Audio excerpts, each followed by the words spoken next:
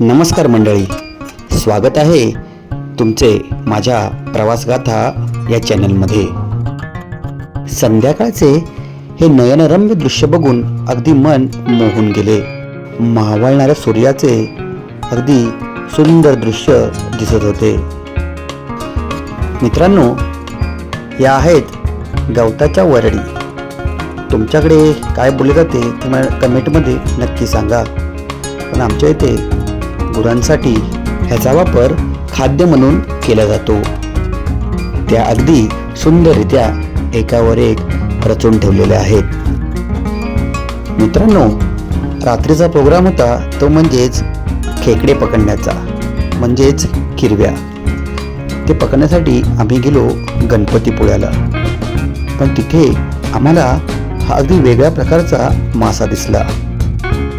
ह्या माशाचं नक्की नाव काय ते आम्हाला कळलंच नाही। तर तुम्हाला माहीत असेल तुम्ही कमेंटमध्ये नक्की सांगा।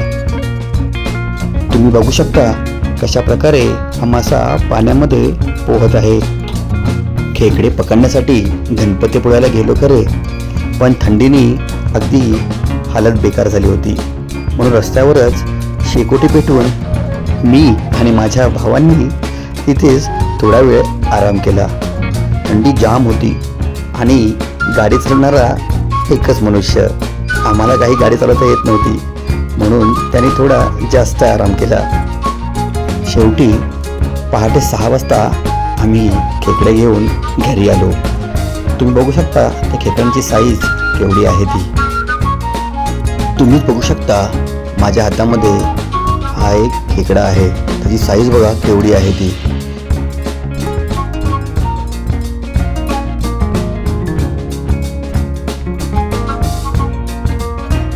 आणि दुसऱ्या दिवशी मस्त अगदी लज्जतदार वेगवेगळ्या प्रकारचे मसाले करून आम्ही खेकड्याचा रस्सा बनवला। हे म्हणजेच चुलीवरचा खेकडा। अगदी सुंदर रेसिपी झाली होती। तर मित्रांनो, असेच या भागातील नवनवीन व्हिडिओ बघण्यासाठी माझ्या चॅनलला प्रवासगाथा या चॅनलला नक्की सबस्क्राईब करा, शेअर करा आणि लाईक करा। तुमच्या कमेंट मला नक्की पोचवा। धन्यवाद।